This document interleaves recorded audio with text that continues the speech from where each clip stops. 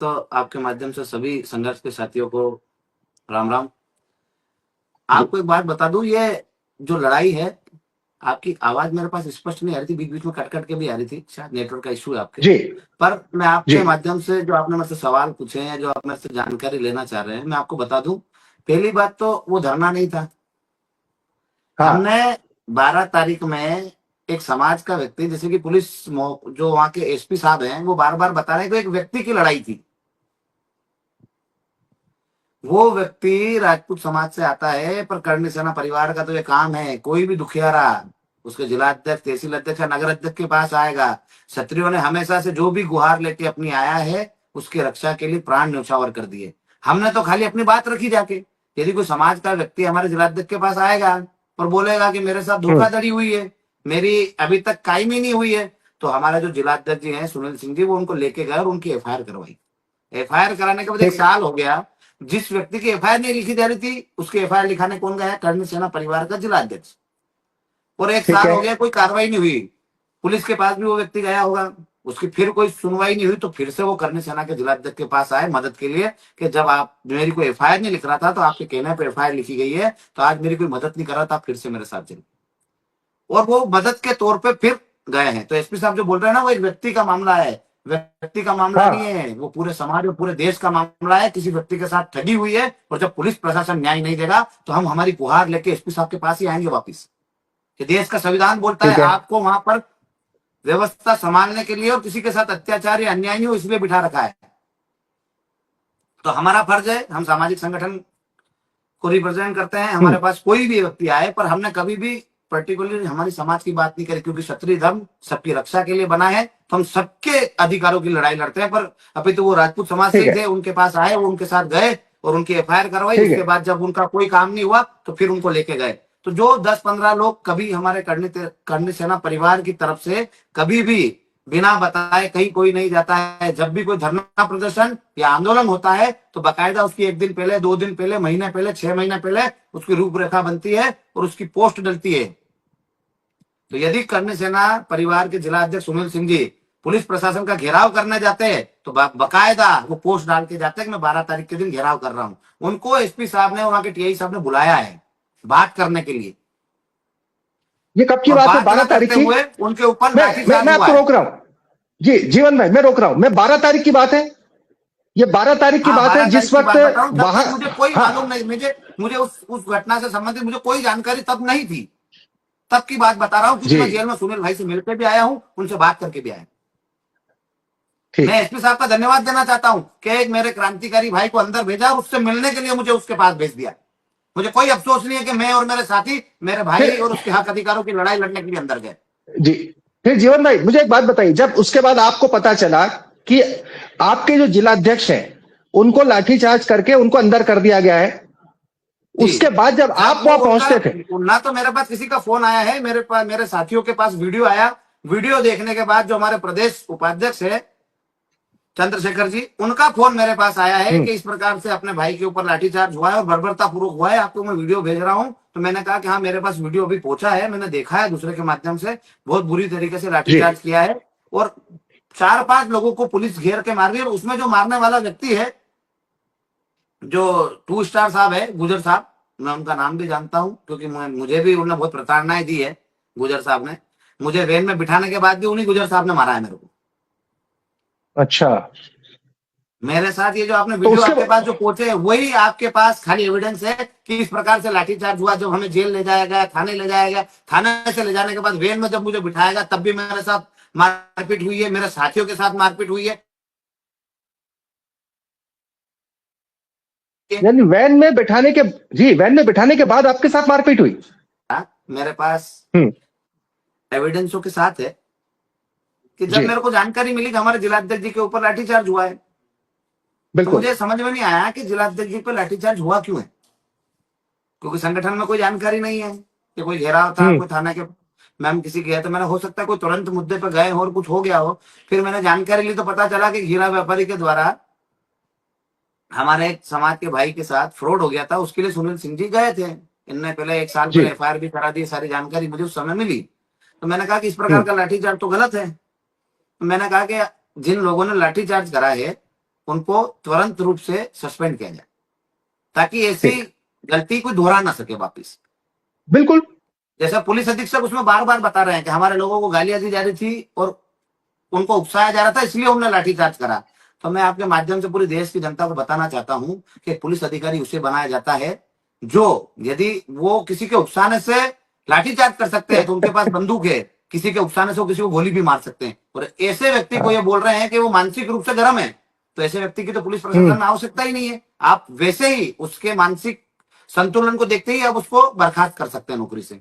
पहले तो हम सस्पेंड की बात कर रहे थे, अब अगर बात करेंगे बर्खास्त की, क्योंकि पुलिस अधीक्षक महोदय बार बार बोल रहे हैं कि उसको उकसाया जा रहा था, उसको गाली गलौज करी जा रही थी। पुलिस अधिकारी का काम होता है सारी चीजों को शांतिपूर्ण रूप से तरीके से समझा बुझा के, यदि कोई आक्रोशित भी है तो उसको बिठा के खत्म करना। हल्का बल प्रयोग कर सकते हैं, हम बार बार बोल रहे हैं, यदि गाली दी है उन्होंने कोई गलत करा तो हल्का बल प्रयोग कर सकते हैं, पर हल्का बल प्रयोग में और इस प्रकार की क्रूरता में बहुत अंतर होता है। बिल्कुल। तो उन्होंने तो 13 तारीख को हमने क्या बोला हुआ? आप उनको सस्पेंड कर दो। सस्पेंड करने की हमने मांग रखते हुए 13 तारीख हाँ 12 बजे की हमने घोषणा करी कि 13 तारीख को 12 बजे हम हमारे साथियों के साथ पहुंचेंगे और एसपी साहब से बात करेंगे और उनके सस्पेंड की मांग करेंगे और हमारे साथी की रिहाई की मांग करेंगे। ठीक है। हमने कोई आदेश या फरमान जारी नहीं कराया, हमने बोला निवेदन करेंगे, हम धरना ठीक है। देंगे, ये लोकतांत्रिक व्यवस्था है और मैं इसमें मुझे जो मौलिक अधिकार मिले मैं उन मौलिक अधिकारों का पालन कराने का ही बोल रहा हूं एसपी साहब को, कि ऐसे हमारे किसी साथी के साथ लाठीचार्ज ना हो, ऐसे कोई पुलिस वाला किसी आम व्यक्ति को पीटे ना। तो जब ये सब चीजें हो गई, मैं रात में 11 बजे मैंने 11 मिनट तक एसपी साहब से बात करी है। आपने बात की है? आप मेरी लोकेशन देख सकते हैं, पुलिस अधीक्षक को बोलिए मेरी लोकेशन निकला है। जब उन्होंने मुझे फोन लगाया मैं उनका फोन नहीं उठा पाया, फिर उन्होंने व्हाट्सएप पे फोन लगाया, मैं फोन नहीं उठा पाया, तो मैंने वापस उनको कॉल कराया और उनसे बात करी है। उन्होंने बोला कि सुनील मेरे छोटे भाई जैसा है, ये मैं आपसे कोई भी बात झूठ नहीं बोलूंगा, एसपी महोदय से पूछिए। उन्होंने बोला कि सुनील मेरा छोटा भाई है, चूंकि मामला मुंबई का था, मुंबई में धोखाधड़ी हुई थी, पर फिर भी मैंने सुनील के कहने पर यहाँ पर मुकदमा दर्ज कराया कि हमारे पास कोई गुहार लेके आए। जब आपको सुनील सही लग रहा था तो आपने नियम कानून को ताक पे रखते हुए कैसे एफआईआर कर दी मुंबई के, जहां घटनाक्रम मुंबई का था, एफआईआर मुंबई होनी थी, तो आपने किस अधिकार से वहां पर आपने एफआईआर दर्ज करी? आप बोल रहे हो सुनील मेरे छोटे भाई जैसा है, तो मैंने उनको कहा कि वो मेरे भी भाई जैसा है, आपका छोटा भाई है तो हो सकता है मेरे से उम्र में बड़े होंगे, 100% बड़े हैं मेरे से, तो मैंने कहा वो मेरे भाई जैसे हैं और आप भी मेरे भाई जैसे हैं, मेरी आपसे कोई रिश्ता नहीं है, पर मैं आपके खिलाफ नहीं आ रहा हूं, ना प्रशासन के खिलाफ आ रहा हूं, मैं आ रहा हूं उस व्यक्ति के समर्थन में जिसके साथ अन्याय हुआ है, जिसको लाठी डंडों से पीटा गया है। और मैं सारी व्यवस्था में मैं आपको जवाबदारी ले रहा हूं, जवाबदारी दे रहा हूं, कोई व्यवस्था में बिगड़ने नहीं दूंगा, शांतिपूर्ण तरीके से आंदोलन होगा। उन्होंने बोला ऐसा नहीं हो भीड़ ज्यादा आ जाए उधर हो जाए, मैंने कहा करनी सेना का रिकॉर्ड है अभी तक का, जब जब हमने आंदोलन करा है कभी हमने ईंट भी नहीं हिलाई है कहीं की, हम व्यवस्था करते हैं। वो बोल रहे हैं एम्बुलेंस नहीं निकलने दे रहे हैं, मैंने उनको रात में बोला था कोई एम्बुलेंस नहीं रुकेगी, कोई बस नहीं रुकेगी, कोई सवारी गाड़ी नहीं रुकेगी, कोई महिला या बच्चों के साथ जा रही हो गाड़ी नहीं रुकेगी। मैंने हम कहीं भी गाड़ी नहीं रुके, पूरे मध्य प्रदेश में कहीं गाड़ी नहीं रुकी है। जब हम 13 तारीख के बाद हमारे लोग हमारे समर्थन में आके चक्का जाम कर सकते हैं, उस दिन भी कर सकते थे हम। मैं 4:30 बजे पहुंच गया था, एसपी साहब ने बोला धरना स्थल पर मत जाना, सुरक्षा का मामला है, आपका जो समय आपने निर्धारित करा उस समय आप पहुंचना। रात में जब मेरी बात हुई मैंने कहा बिल्कुल सर मैं नहीं जाऊंगा, मैं वहां से एक धरने स्थल से 1 किलोमीटर दूर होटल पे रुका, क्योंकि मैं वहां पहुंच चुका था, तो मेरी जवाबदारी थी कि मैं हमारे जो पदाधिकारी उनको मैं सूचना करूं, क्योंकि जिलाध्यक्ष जी वहां थे नहीं। तो मैंने मेरे इसमें वो भी है, सारे ही कॉलिंग मेरी इस मोबाइल में है और मैंने इसकी सारी चीजें रिकॉर्ड भी कर ली है। तो मैंने हमारे चंद्रशेखर भाई जो प्रदेश उपाध्यक्ष है, मैंने उनको फोन लगाया, मैंने कहा कि वो भी मेरे से बड़े उम्र में, मैंने कहा दादा मैं अभी पहुंच चुका हूं, 1 किलोमीटर दूर पे मुझे होटल मिली है, मैं उस होटल में रुक रहा हूं। तो उन्होंने बोला कि अपने परिचित और सुनील के मामा की भी होटल है, आप वहां आके रुक जाओ। मैंने कहा नहीं दादा मैंने होटल ले लिए, पैसे भी दे चुका हूं और मैं मेरी व्यवस्था से रुक जाऊंगा, पर 1 किलोमीटर दूर पहले रुक चुका हूं मैं। तो क्या आप कितनी बजे पहुंचेंगे? मैंने कहा कि जो 12 बजे का समय दिया है सारे साथियों को उसी के अनुरूप पहुंचूंगा मैं। कि ठीक है दादा हम बैठे, मैं आपसे मिलने आता हूँ। फिर वो मेरे पास मुझसे मिलने आए, तो मैंने उनको बोला कि यार होटल पे चाय नहीं है, आप चाय लेके आना साथ में। तो मेरे पास आए, उन्होंने चाय मंगाई, हमने चाय पी। उसके बाद मैंने बोला कि अपने को शांतिपूर्ण तरीके से धरना प्रदर्शन करना और यहाँ लोग ज्यादा हैं अभी, तो आप ऐसा करना कि सबको घर भेज देना, ताकि अपने जितने साथी आ रहे, अपने पास कोई खाने का बजट नहीं है, कोई कहीं से फंड नहीं लेते हैं, तो अपने जितने साथी 1000-1500 लोग यहाँ बैठे हैं तो उनको बोल देना कि भैया तुम अभी सब घर जाओ, रात भर हो गई है, और कुछ लोग रोक लेना जो व्यवस्था देखे हैं।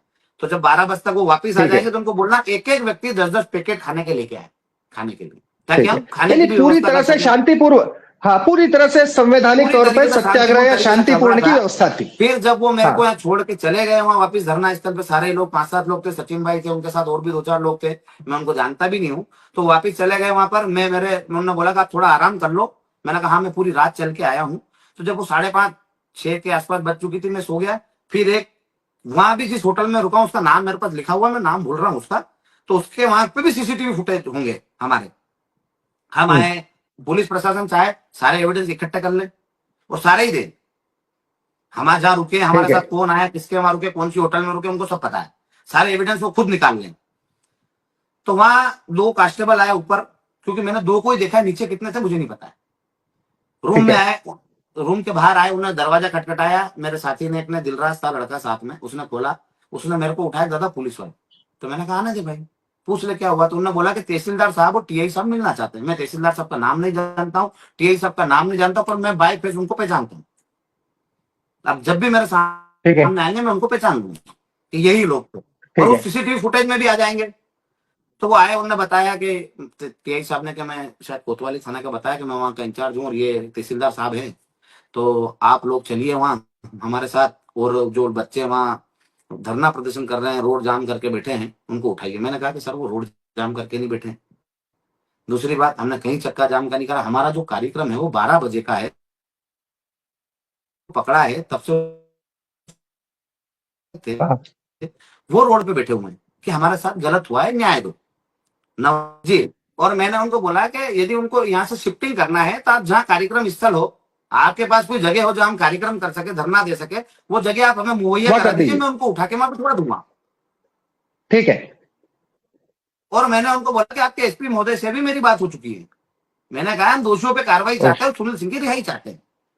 तब टीआई साहब ने बोला कि सुनील ठीक सिंह है। की रिहाई तो हम कर देंगे, पर जो भी इसमें इन्वॉल्व है हम उन पे कार्रवाई नहीं कर पाएंगे। मैंने कहा कि कार्रवाई की मांग को लेके ही तो आए हैं। सुनील सिंह पे 151 का मुकदमा दर्ज करके आपने अंदर करा है, मैं जमानत करा लूंगा उसकी, ठीक है। वैसे भी आपको जमानत देनी पड़ेगी। तो उनने मुझे बताया कि ऐसा नहीं है, हम आपके व्यक्ति को 15 दिन भी रख सकते हैं 151 में।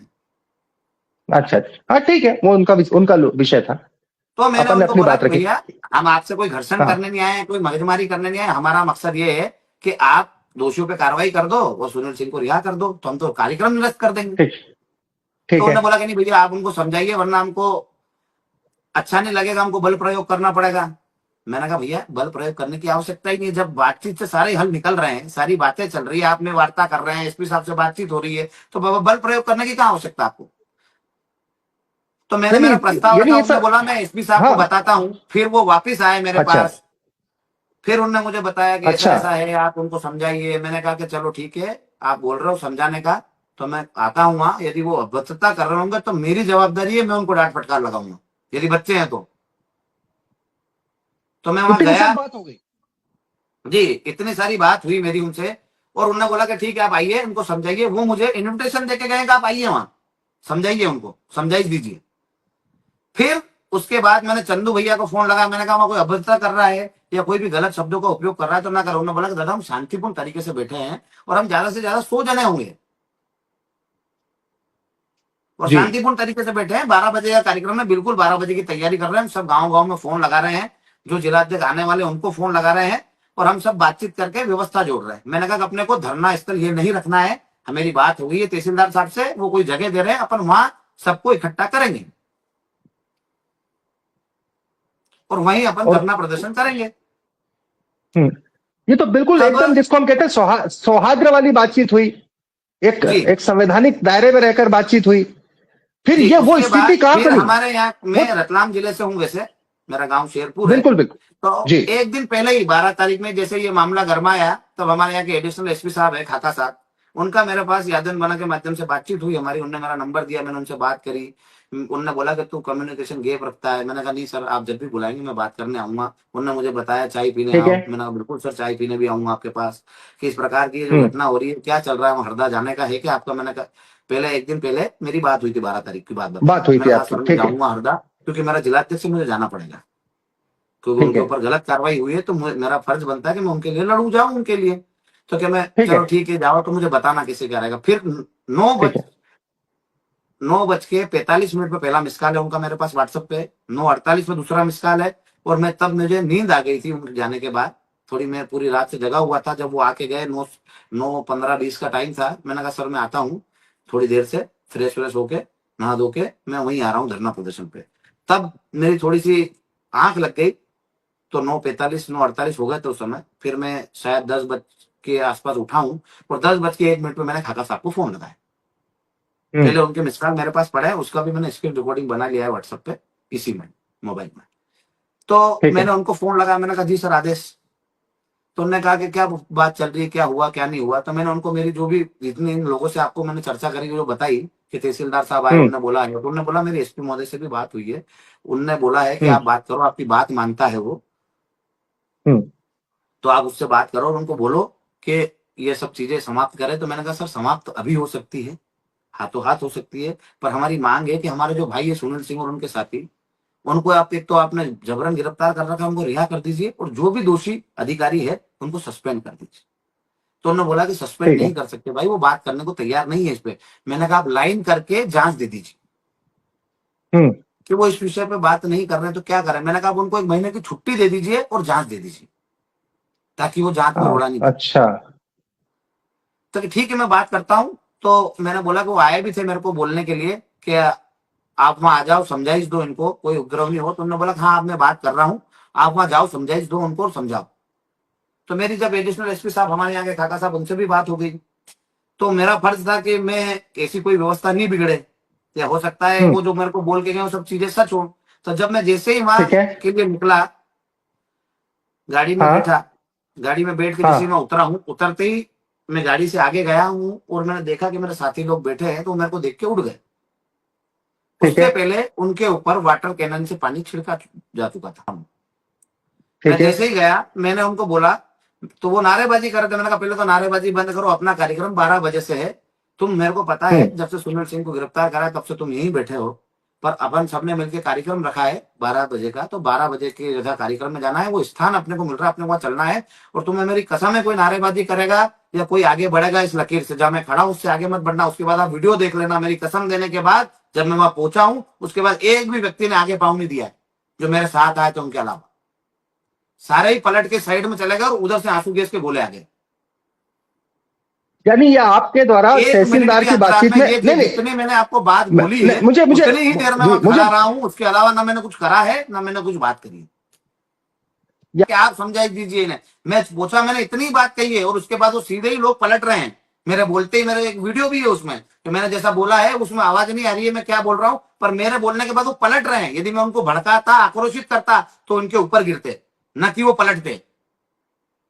और अच्छा। जैसे ही मैं बोला हूं, वो 1 मिनट का समय पूरा नहीं होगा, पूरा मेरा उतरना और ये बोलना, इतनी देर जो बोला हूं वैसे ही सीधे जाके बोला हूं मैं। और जैसे ही मैं खड़ा था, पीछे से आंसू गैस के गोले आए मेरे ऊपर। आंसू गैस के गोले और आने के तक, बाद मुझे भी घबराहट हुई, 2-3 गोले आंसू गैस के मेरे पास गिरे, मेरे को आंसू आने लग गए, मेरे साथ वालों को आंसू आने लग गए, घबराहट हो गई, मैंने एक उल्टी करी है वहां। उसके बाद मैं साइड में, मेरे साथ वाले ले गए मुझे, मेरे को गमछा दिया गया है, उस गमछे से मैंने पूरा मुंह को दबाया, सही करा अपने आप को। और जैसे ही मुझे वहां जो पुलिस अधीक्षक, मतलब जो पुलिस के टीआई साहब थे, वो मुझे बुलाने आए, मुझे दिख गए सामने ही। तो मैंने उनसे जाके, मैं बात भी कर रहा हूँ वीडियो, मैंने उनको बोला, मैंने कहा कि आपने हमको बुलाया क्यों है भैया, यदि बल ही हम्म। प्रयोग करना था तो हमें बुलाने की जरूरत नहीं थी। जब शांतिपूर्ण तरीके से सब चल रहा है, तो उन्होंने मेरे को बोला कि आप निकल जाइए यहाँ से।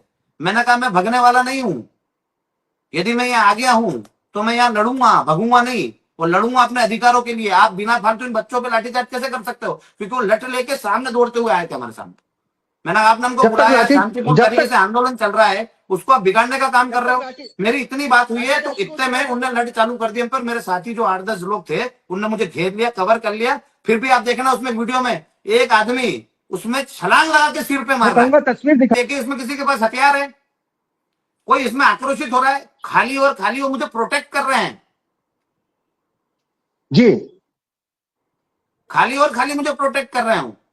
तो इस प्रकार का लाठीचार्ज, हल्का बल प्रयोग भी बोल रहे हैं कि हल्का बल प्रयोग है, तो जो प्रोटेक्ट कर रहे हैं किसी उसके साथी को, उस पर बल प्रयोग करने की क्या जरूरत है? और जब मैं चारों साइड से कवर्ड हूं तो मेरे सिर पे लाठी मारी गई है। और मैं आपको एक और बात, बहुत बड़ी बात करने जा रहा हूं मैं, पर मैं आपको बताना चाह रहा हूं कि 8 जनवरी के कार्यक्रम में मैं भूख हड़ताल पे था।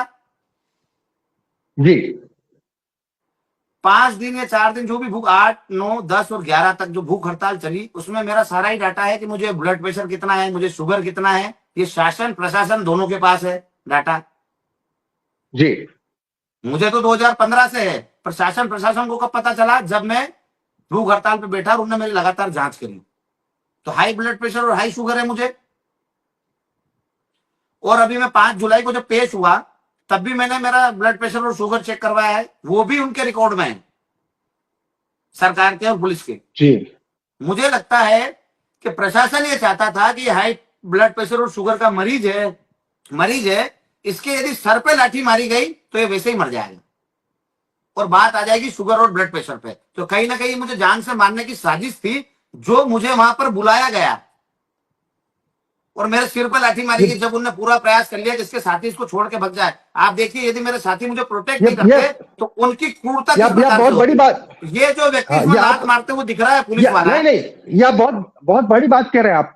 ना आपका साफ इल्जाम है कि वहां पर आपको बुलाकर मारने की साजिश थी। क्यों मारने की साजिश थी? आप बताइए ना। उनका जो लाठी चार्ज है, यदि मेरे साथी, आप देखिए, यदि मुझे प्रोटेक्ट नहीं जी करते तो क्या लगता है आपको मेरे ऊपर कितने प्रकार के, किस प्रकार के प्रहार होते? कि एक हाई ब्लड प्रेशर और शुगर का व्यक्ति जिसके सिर पे भी हमला किया जा रहा है, यदि ऐसे 5-25 ब्लड मेरे ऊपर गिर जाते तो मैं बच जाता क्या?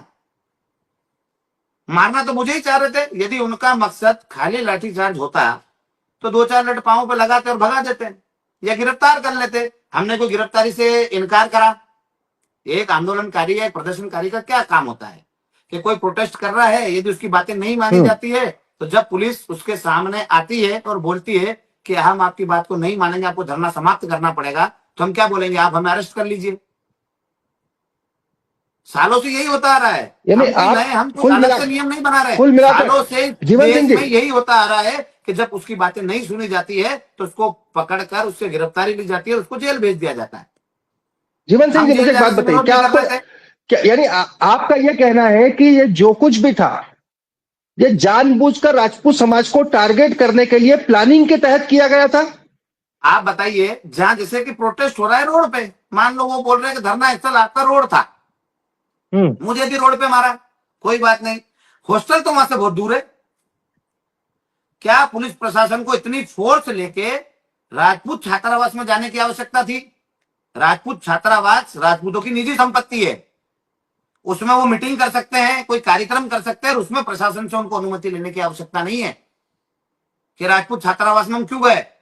हमारा कोई प्रोटेस्ट है और हमारे समाज की कोई संस्था है और वो यदि हमें बैठने के लिए जगह दे रही है। आप देखना, उस राजपूत छात्रावास को चारों तरफ से दीवारों से घिरा हुआ है, मेन गेट है वो बंद है, और उसके अंदर हमारे भाई शांतिपूर्ण तरीके से बैठे हैं। ना कोई उद्यन हो रहा है, कोई अपनी संपत्ति में कोई नुकसान करेगा? आपको तो यदि उनको बाहर नहीं निकलना देना था तो बाहर गेट से ताला लगा देना था। बाहर आप खड़े हो जाते, वैसे ही बाहर निकलते, वो बाहर निकलने की कोशिश करते, आपसे हाथापाई करते, तो एक बात समझ में आती है, आप दरवाजा तोड़ के अंदर गए हो। और वहां पर निर्दयता से आप देखना, उसमें किस प्रकार से एक बच्चा दौड़ के, वो डर के, पुलिस से डर गया, वो अंदर ही घुस गई पुलिस। अब तो दरवाजे तोड़ दिए, तो दौड़ के भग रहा है, एक पुलिस वाला उस पर लठ मार रहा है पांव पे, और पांव से जब गिरते हुए जा रहा है, पीछे से सिर में लठ मार रहा है। ये तस्वीरें, हाँ ये तस्वीरें हैं मेरे पास, मेरे सहयोगी से कहूंगा कि जो हॉस्टल की तस्वीर है ये किस प्रकार का न्याय था? ये किस प्रकार की व्यवस्था सुधार रहे थे आपके? हमारी प्राइवेट संपत्ति जो हॉस्टल है हमारा, जहाँ छात्रावास में बच्चे रहते हैं, उन बच्चों को आप मार रहे हो। ये जो गुड़िया का जो आपने वीडियो बताया है, ये गुड़िया साफ तौर पर, इसके साथ क्या हुआ क्या नहीं हुआ, मैंने अभी तक उस गुड़िया से बातचीत नहीं कर पाया। ये मेरी कमजोरी मान लीजिए आप, या ये सोच लीजिए कि जब मेरे साथी को छोड़ रहे थे तब मुझे बोला गया था कि आप हरदा में नहीं रुक सकते। मैंने बोला था कि उस बच्ची से मिलने जाऊंगा मैं, पर प्रशासन ने मुझे अनुमति नहीं दी और मुझे जाने भी नहीं दिया कि आपके साथियों को यदि छुड़वाना है तो आपको हरदा से बाहर जाना पड़ेगा। बिल्कुल।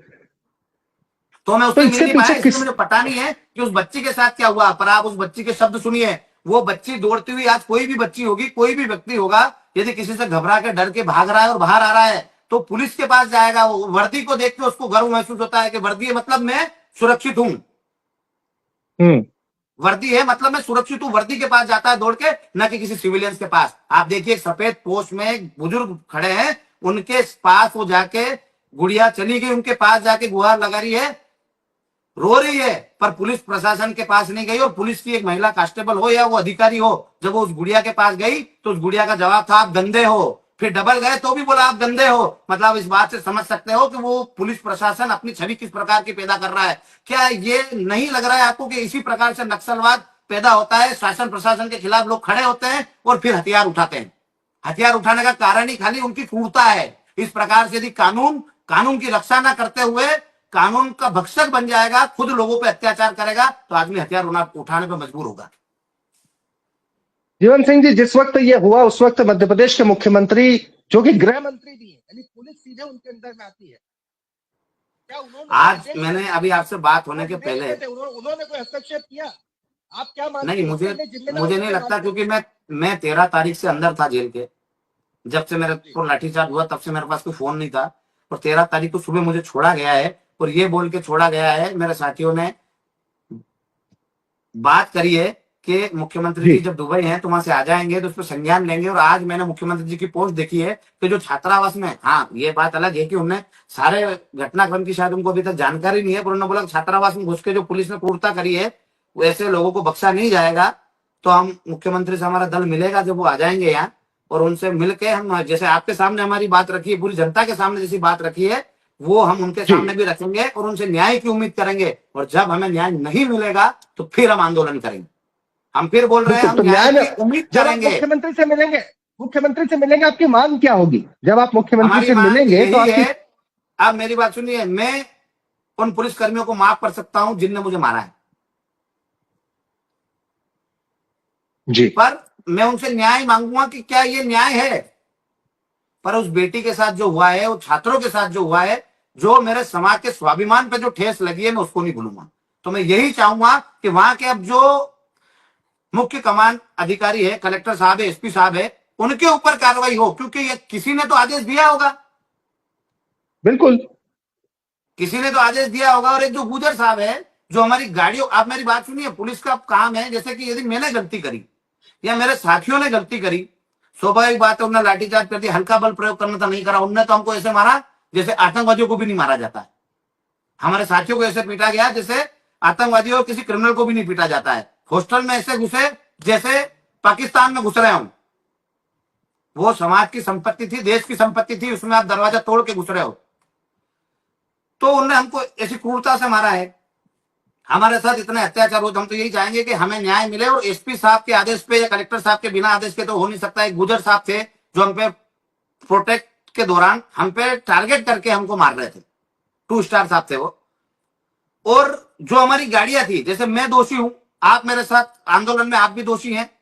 यदि अपने हक अधिकार की बात मानना गलत है और आप सोचते हैं कि गलत है संविधान में, और आपने हम पर लाठीचार्ज कर दिया, हम भूल गए, पर क्या वो निर्जीव जो गाड़ियां थी, बाइक थी, गाड़ियां थी, यदि वो गलत थी, चोरी की थी, तो उनको जब्त करते आप। जिसके पास कागज होते वो छुड़वा जाता, जिसके पास नहीं होता नहीं छुड़वा पाता। आपने करोड़ों रुपए का नुकसान कर दिया, इतनी गाड़ियां तोड़ी है आपने लाठी डंडों से। ये कहां का न्याय है? क्या पुलिस प्रशासन का ये काम है कि गाड़ियां तोड़े? और हमने हमारी आंखों से देखा है उनको गाड़ियां तोड़ते हुए।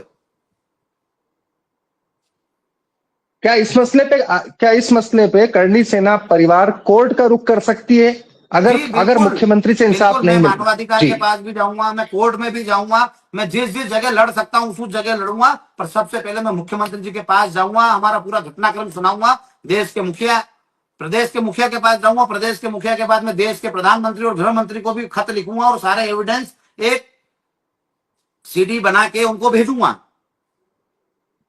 पत्र में सारी जानकारी दूंगा और एक सीडी बना के भेजूंगा कि इस प्रकार का अत्याचार हमारे साथ हुआ है। और उसके बाद पूरी देश की जनता से यह आग्रह करूंगा कि जितने भी आंदोलनकारी है, भले किसी दल के हो, किसी संघ के हो या किसी भी संगठन के हो, उनसे कहूंगा कि जो सत्य और न्याय की लड़ाई लड़ता है, यदि वो धरना प्रदर्शन करता है और इस प्रकार का अत्याचार मेरे ऊपर हो रहा है, तो कल आपके ऊपर भी होगा। आज मैं भाजपा के जितने साथी है उनसे कहना चाहता हूं कि हर जगह भाजपा की सरकार नहीं है, आज यहां भी है, कल बदल सकती है। कल आप फिर आंदोलन करोगे, प्रदर्शन करोगे, उस दिन जब आप पे लाठियां बरसेगी तो उस दिन आप न्याय की गुहार मत लगाना। कि हम पे लाठियां क्यों बरसाई आपने। इसलिए मैं सारे संगठन, भाजपा हो, कांग्रेस हो, या जितने भी लोग हो जो सड़क पे लड़ाई लड़ते हैं, धरना प्रदर्शन करते हैं, न्याय की और हक की बात करते हैं, उनसे सबसे मैं निवेदन करूंगा कि एक बड़ा आंदोलन करेंगे, सब मिलकर करेंगे, उस प्रशासन के खिलाफ करेंगे कि प्रशासन देश, आपको पता है पुलिस काहे के लिए, सेवा के लिए। अगर अगर मुख्यमंत्री की सुनवाई नहीं होती है, कोई एक्शन नहीं होता है, तो आगे रूपरेखा क्या रहेगी करणी सेना परिवार पूरा की? देश देखेगा, इस बार इतना बड़ा आंदोलन होगा, पूरा देश देखेगा और जवाब लेगा। जी, करणी सेना के राष्ट्रीय नेतृत्व के भी अलग अलग जो धड़े हैं वो आपसे मिले हैं, राज शेखावत हो, महिपाल सिंह मैं मकराना आपको हो। बता दूं, हम कोई अलग जी। धड़ा नहीं है, हमारी कितनी बार बातचीत हाँ। हुई है आपस में।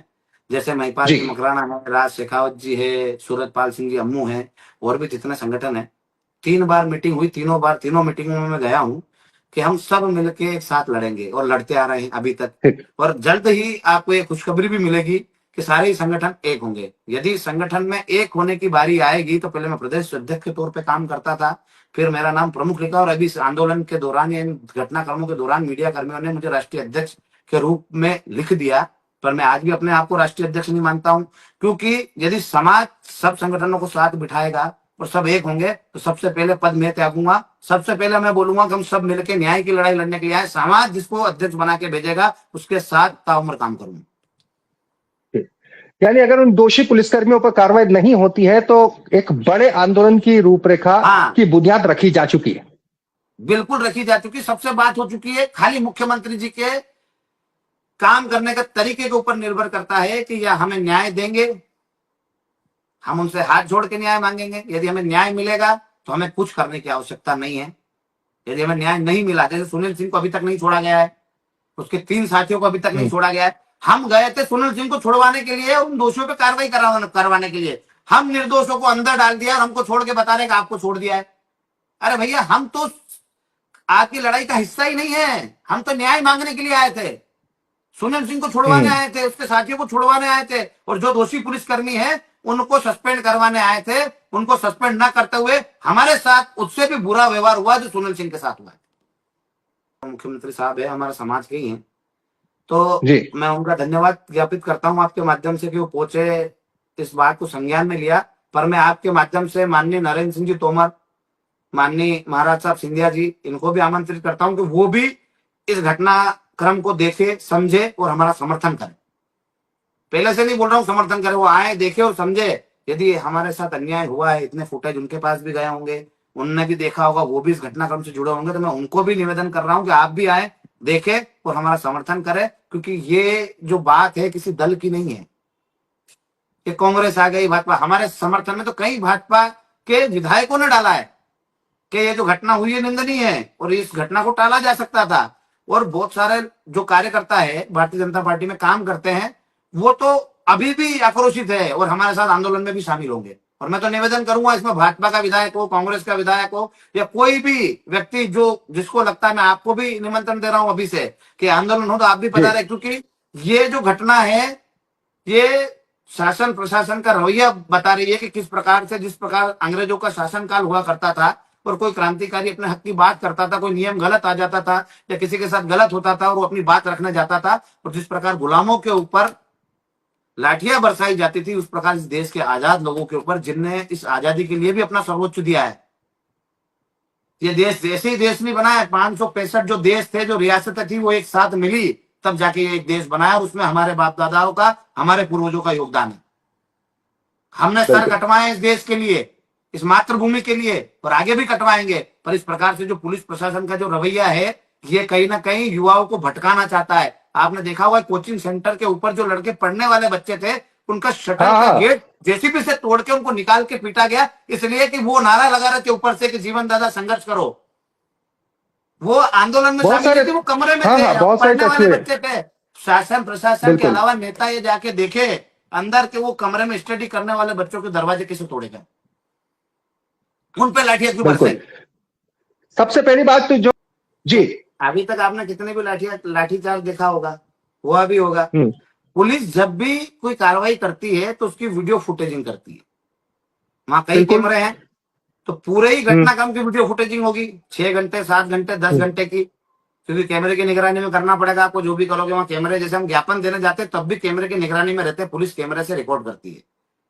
बिल्कुल। तो मैं आपके माध्यम से पुलिस महोदय को बोलना चाहता हूं, अधीक्षक को, कि वो आपके फेसबुक अकाउंट, जैसे आप ये बायोग्राफी बना बना के चला रहे हैं ना हृदय की झूठी, वैसे एक सच्ची बायोग्राफी चलाते, पूरी शुरू से लगा के आखिर तक की जो वीडियो फुटेजिंग हुई है वो आप सोशल मीडिया अकाउंट पे डाल दो, देश फैसला कर देगा कौन सही था कौन गलत था। ये है कि मैं हर जगह हाँ। एसपी कार्यालय के पास जाता हूं, मैं कभी एसपी कार्यालय नहीं आऊंगा जब देश की जनता को न्याय मिलने लग जाएगा, हमारे जैसे युवाओं के साथ अन्याय नहीं होगा, मुझे एसपी ऑफिस आके घेरने की जरूरत नहीं पड़ेगी कभी भी। प्रशासन अपना काम करे, बहुत अच्छे तरीके से करे, न्याय दे लोगों को, तो हमें आने की आवश्यकता ही नहीं है।